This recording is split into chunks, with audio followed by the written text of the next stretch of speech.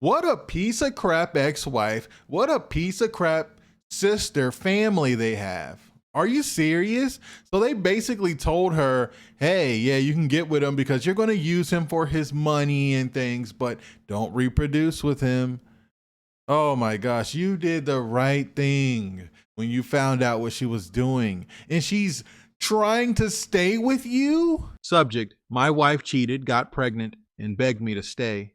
Dear True, I never thought I'd be writing to you, but after watching so many of your videos, I feel like my story fits right in with the others you share.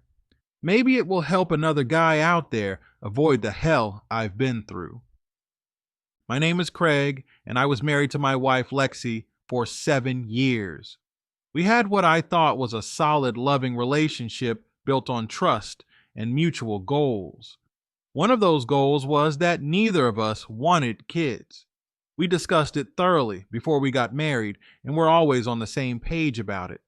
We loved our freedom, the ability to travel, to focus on our careers, and to simply enjoy each other's company without the added responsibility of raising children. Or at least that's what I thought. It all started when I noticed Lexi becoming more distant. At first, I brushed it off as stress from work. She's always been ambitious and had a demanding job, so I didn't think much of it when she started staying late more often. But then, little things started to add up. She became more protective of her phone. She'd step out of the room when she got messages, and she suddenly started hitting the gym more than usual. Again, I tried to rationalize it. I told myself she was just focusing on self-care, and I wanted to be supportive. One night, she went to bed early, leaving her phone on the couch. I wasn't the kind of husband who checked his wife's phone. I always believed that trust was the foundation of a strong marriage. But that night, something in my gut told me to look. When I picked up her phone, I saw a notification from Hinge, a dating app. My heart stopped. I knew what Hinge was, and I knew for damn sure that neither of us had any business being on a dating app. My hands were shaking as I unlocked her phone. Yes, I knew her passcode, something I assumed was a sign of trust. What I found changed my life forever. Lexi had been talking to this guy, let's call him Jake, for months. Their conversations weren't just flirty, they were intimate, deep, and filled with passion. They'd been meeting up regularly, going on dates, and sleeping together behind my back. As I scrolled through their messages, I felt like my entire marriage had been a lie. Then I saw something that hit me harder than all of that combined. Lexi was pregnant. She had texted him about how excited she was that she was finally carrying his child. His child, not ours, not mine. The same woman who swore up and down that she never wanted kids was now happily pregnant by a man she met on a dating app. I felt like I was going to be sick. I confronted Lexi the next morning. I didn't bother trying to be subtle. I just showed her the messages and asked her to explain herself. At first, she tried to deny it, but when she realized there was no way out, she broke down crying. She admitted to everything. She told me that she met Jake on Hinge because she was feeling unfulfilled, that she never stopped loving me, but she wanted something different. And then she said the thing that made me lose all remaining respect for her. I knew I never wanted kids with you because I didn't want to risk having an ugly child. I stared at her, unable to believe what I had just heard. She kept talking as if somehow explaining further would make it sound better. Craig, I love you. You're an amazing provider. You take care of me. You make sure I never have to worry about anything. But I've always been worried about genetics. And, well, Jake has better genetics. I was speechless. This woman, the one I had loved for nearly a decade, had just admitted that she cheated on me and got pregnant because she thought I wasn't genetically good enough to father her child. She grabbed my hand, sobbing uncontrollably. But I don't want to lose you. You're my rock, Craig. I need you. We can raise this baby together. You don't have to leave. You don't understand. This doesn't change how I feel about you. I still love you. Love? Was that supposed to be love? I asked her if Jake even knew about the pregnancy, and she hesitated before saying, I don't think he'll be a good dad. He's not responsible like you. He's fun, but he's not someone I'd want to raise a child with.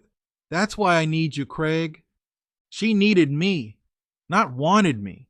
Needed me to raise another man's child. Needed me to play daddy to a kid that was conceived through betrayal. I told her right then and there that we were done. No amount of begging, crying, or manipulating was going to make me stay. And oh, did she try? She promised to cut all contact with Jake. She swore that we could go to therapy, that she'd do anything to fix our marriage. She even tried seducing me, telling me that she'd make up for what she did if I just stayed. When that didn't work, she switched tactics. She threatened to ruin my life if I left, said she'd make sure everyone knew I abandoned her when she was pregnant. But I didn't care. I filed for divorce the next week. The process was messy, as expected. Lexi tried everything in her power to delay it, to make me second guess my decision, but nothing she did could erase the truth. She cheated, she lied, and she got pregnant because she didn't want to have a child with me. I moved out and started rebuilding my life. I won't lie, there were nights when I felt broken. Nights where I wondered if maybe I should have fought harder, tried to make it work. But then I'd remember what she said, and I'd realize that the woman I loved never really existed. It's been a few months since the divorce was finalized. Lexi had the baby, and from what I hear, Jake is completely out of the picture. She reached out a few times, asking if I wanted to just talk. I ignored her. She made her bed, and now she has to lie in it, so that's my story. I hope it serves as a cautionary tale to other men out there. If something feels off, trust your gut. And if your partner ever makes you feel like you're just a provider and not truly valued as a person, run. I even received an email from Lexi's sister trying to break me down. I'll copy it here. Craig, you are not the man you pretend to be. I never thought I'd waste my time writing to you, but after hearing what you've been saying about Lexi and the way you just abandoned her, I can't keep quiet any longer. You sit there, acting like some noble, enlightened man who's finding peace. But the truth is, you're nothing but a coward. You walked away from your wife when she needed you the most, and now you want to play the victim? You're pathetic. You have always acted like you were some holier than thou, morally superior man, but let's be honest, there was nothing special about you. Our family told Lexi not to settle for you, not to waste her best years with a short, ugly man who couldn't give her strong, attractive children. But she didn't listen.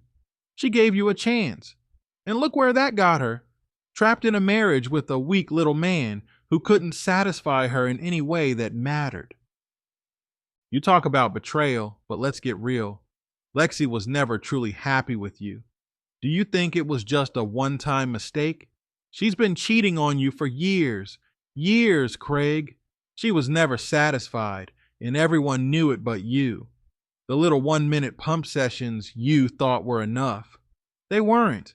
She used to complain about it all the time.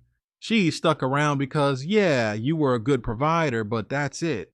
No passion, no excitement, just a boring, predictable life with a man who thought doing the bare minimum made him a good husband. And now you have the audacity to act like you're some kind of hero for divorcing her, for walking away when she needed you the most. Let's be clear, Lexi is better off without you. She finally has a child who will grow up strong, healthy, and beautiful. A child who won't inherit your weak genes. And yet instead of being a man and stepping up, you ran away because your ego was bruised. Lexi told me how you told her that you aren't angry with her and that you're indifferent. Craig, if that were true, then you wouldn't have to say it. You are so lame and weird, bragging to her about taking road trips and hugging freaking trees. What a loser. You sit here and talk about indifference like it makes you wise, but it just makes you heartless. A real man doesn't abandon the woman He vowed to stand by. A real man doesn't turn his back just because things got difficult. You want to act like Lexi is nothing to you now? Fine, but don't pretend it makes you noble. It makes you selfish and small, just like you always were. And don't think for a second that anyone in your own family is on your side. You act like you're some strong, independent man, but your own relatives don't even like you.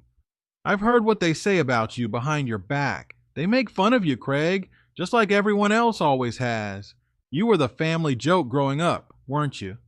The awkward little guy nobody took seriously. The one who got picked on by cousins and friends alike.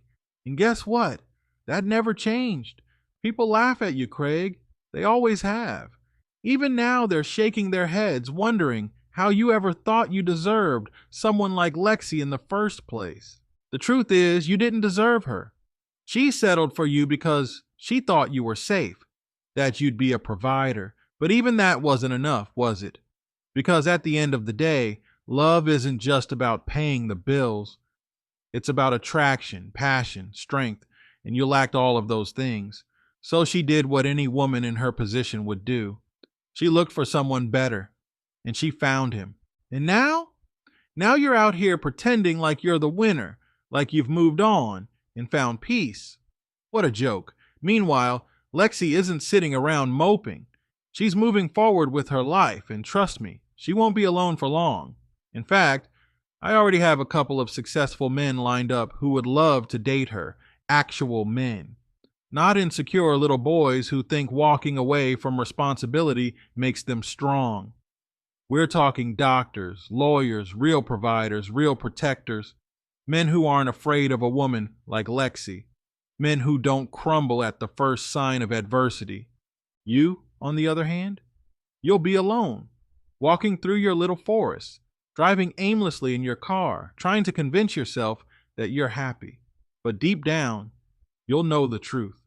You'll know that you lost the best thing that ever happened to you. And for what? Your pride? Your fragile ego? Was it worth it, Craig? I hope you enjoy your little road trips and walks in nature, Craig.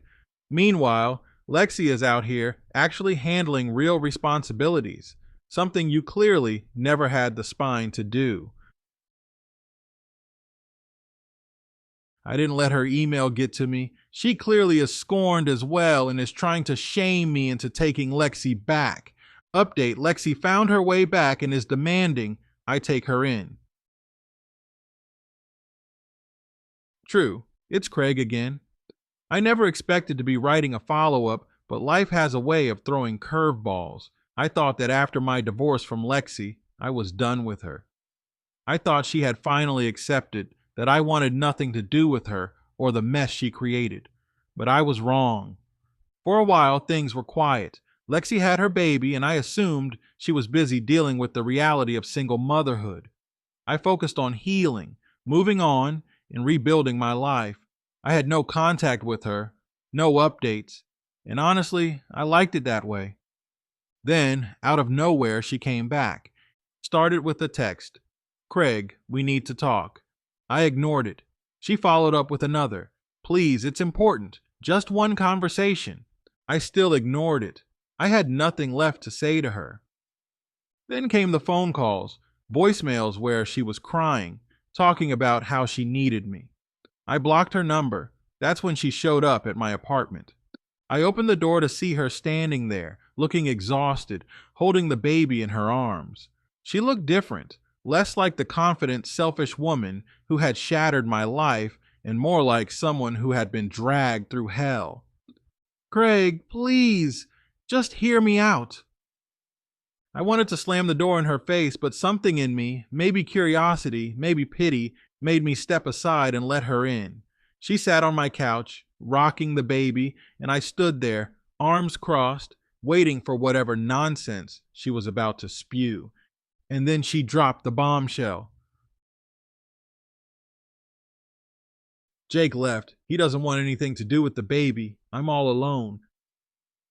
I didn't react. I had seen that coming from a mile away. But then she said something that made my blood boil. Craig, we were married. We made vows. Doesn't that mean anything to you? You can't just abandon me like this. I couldn't believe what I was hearing. Are you actually serious right now? I asked, barely keeping my voice steady. You abandoned me the second you decided I wasn't good enough to have a kid with. She shook her head, tears streaming down her face. I was wrong. I was stupid and selfish, but Craig, you were my husband. We built a life together. You can't just throw that away. I let out a bitter laugh. You threw it away the moment you got on Hinge. The moment you decided I wasn't genetically good enough. The moment you got pregnant by another man. And now you want me to just come back and play house with you and his kid. She sobbed harder. I can't do this alone. I don't have anyone else. I know I messed up, but you're the only man who ever truly loved me. Can't you just look at this baby and see that she needs a father? I glanced at the baby. She looked innocent, oblivious to the chaos surrounding her. But she wasn't mine. She never would be. That's not my responsibility, Lexi. I don't owe you anything. You made your choices and now you have to live with them. She reached out, grabbing my hand. But we were married. You're supposed to be there for me, no matter what. Isn't that what love is? I pulled my hand away. Love? You don't know the first thing about love. Love isn't treating someone like a backup plan. Love isn't using someone because you think they're a good provider. Love isn't cheating, lying, and betraying the one person who stood by you for 7 years. She sat there, speechless, realizing that her manipulation wasn't working. I walked to the door and opened it. I think you should leave. Craig. Goodbye, Lexi, and don't come back. She hesitated, but finally, with one last desperate look, she walked out. Since then, she's tried again and again to reach me. Emails, different phone numbers, even mutual friends reaching out on her behalf. She keeps saying I should take responsibility because we were a family. But the truth is, that family died the moment she betrayed me. I don't hate her. I don't wish her harm. But I refuse to let her drag me back into the wreckage of her choices. True story. I'd love to talk about the importance of men making sure their mental state is on point. How I've been focusing on myself, healing, and genuinely moving forward. After everything that happened, I was filled with anger. Betrayal does that to you. It sits in your bones, weighing you down, making every day feel like a battle between wanting justice and knowing you'll never get it. At first, I was consumed by that feeling. I hated her. I hated what she did to me. I hated that I had given her years of my life only to be discarded like I was nothing. But something changed. I realized that hate, while powerful, is still an emotional investment. To truly move on, I had to let go, not just of her, but of the anger itself. And so, I did something I hadn't done in years. I started focusing on myself. I began walking in nature every morning. At first, it felt forced, like I was just trying to distract myself. But as time went on, those walks became my therapy. I found peace in the sound of rustling leaves, in the rhythmic motion of my steps, in the quiet solitude that allowed me to think without interruption. Nature doesn't betray you. It doesn't lie or manipulate. It simply exists, and for the first time in a long time, I allowed myself to exist with it. Then, I started traveling by car, taking long road trips to places I'd never seen before. There's something freeing about just getting in a car and driving, no destination in mind, just letting the road take you somewhere new. I'd stop in small towns, eat at little diners, and talk to strangers who had no idea what I'd been through. It reminded me that the world is bigger than my pain, that my story, no matter how much it hurt, was just one of many, and that life goes on. Somewhere along the way, the hate started to fade. Not all at once, but gradually, piece by piece. I realized I didn't feel the same intense bitterness anymore. Instead, I felt something else, indifference. And let me tell you, indifference is the true opposite of love, not hate. Hate still means you care in some way, that you're still emotionally tied to that person. But indifference, that's real freedom. Now, when I think about Lexi, I don't feel anger. I don't feel sadness. I don't feel anything at all. She's just a person I used to know, someone whose actions no longer have any power over me. And that's the best feeling in the world. For anyone going through something similar, I won't tell you that time alone heals all wounds. It doesn't. You have to put in the work. You have to choose healing, even when it's hard. You have to wake up every day and decide that you deserve peace. And eventually, you'll find it. Thanks for reading, and thanks for giving men like me a space to share our stories. Keep doing what you do. So that's the update. I stood my ground, and I'll keep standing it. For anyone out there dealing with a similar situation, don't let guilt, obligation, or manipulation pull you back into a toxic situation. You owe it to yourself to walk away from people who don't respect or value you. Thanks for reading, and keep doing what you do. I mean it. Keep it up, please. She's pregnant with another man's child, or she had the child, and she wants you to raise the child. Are you freaking kidding me? The delusion here. Hey, I need you. And then the sister's bragging. Oh, she's got other men lined up. She doesn't need you. She has doctors and lawyers. So why are you emailing me then? Leave me alone. Making fun of this guy. Oh, your own family didn't like you. Blah, blah, blah.